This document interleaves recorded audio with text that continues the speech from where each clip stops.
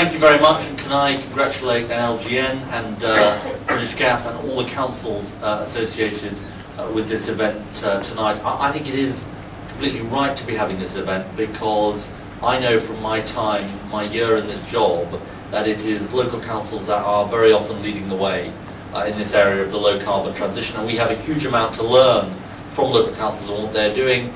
The example of Kirklees, I noticed they are. Is there anyone here from Kirklees tonight? No. Right. So I'm basically making everyone in the room feel very upset that I'm on the Chicago Council. Good move. Anyway, Kirklees are not represented here tonight. Are doing fantastic work, going around street by street and house by house, insulating people's houses, and so many of the other councils represented here.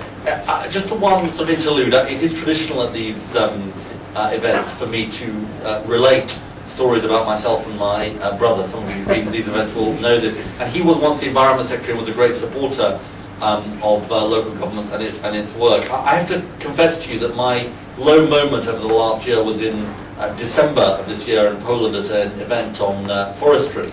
And at the start of his contribution, the German minister, and this is obviously relevant tonight because of the German elections, the German minister, who up to then had been a friend of mine, began his remarks by referring to me as David, and ended his remarks by referring to me as David. And I made the terrible error of saying to him, Sigmar, why have you called me David throughout your contribution? And he said, and this is where things perhaps get lost in translation, he said, it's because when your brother was Environment Secretary, he and I spent so many wonderful nights together. It conjured up a gruesome prospect, I confess. Look, John is obviously our local government secretary and is taking forward this agenda, I think, in fantastically innovative and exciting ways. I just want to say three very brief things. First of all, that in relation to low carbon, and my speech today at the conference was saying we can't just go for business as usual. Low carbon is the area where we need to be boldest, in my view, because the challenge, as our colleague from British Gas, and as Chris has said, is absolutely enormous when we think about the transformation we have to have. Just think about housing, and the fact, I think it's that by 2050, 80% of the houses have already been built that people will be living in 2050. We need a massive transformation in our housing stock. And we know it is incredibly hard to do, but we have to do it if we're going to get to the low carbon world that we want. So that's the first thing. We need to be ambitious and we need to be bold. Secondly, we can't do that from central government alone. And that's true in so many different respects. It's true because the learning that local authorities provide is central, and I mentioned Kirklees, and I think that's important, and indeed councils across the country. But also, we're not going to get into a debate this evening about the precise delivery model of the forerunner or the successor of the CERT scheme, if British Gas forgive me. I'm sure you'd love to get into that discussion,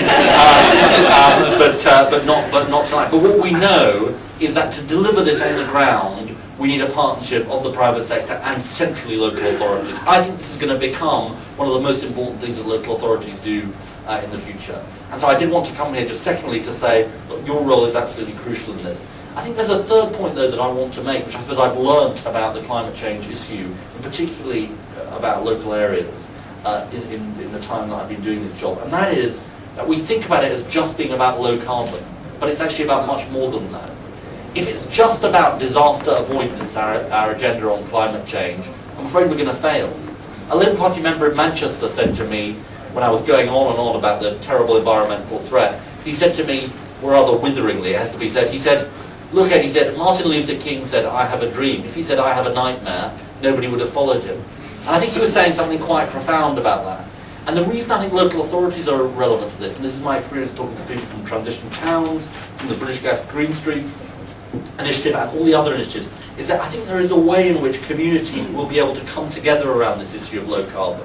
It won't just be about, am I going to get loft insulation in my house? It will be about streets and neighbourhoods and towns working together for a common agenda, which brings people together in ways that they can't imagine, not just around climate change, but around the quality of life, knowing their neighbours, a whole range of things. And my experience of visiting projects around the country is that is already happening. We're launching tomorrow a project for 20 areas, local authorities open to bid for this. We'll get £500,000 from government to be the kind of hubs of the green revolution.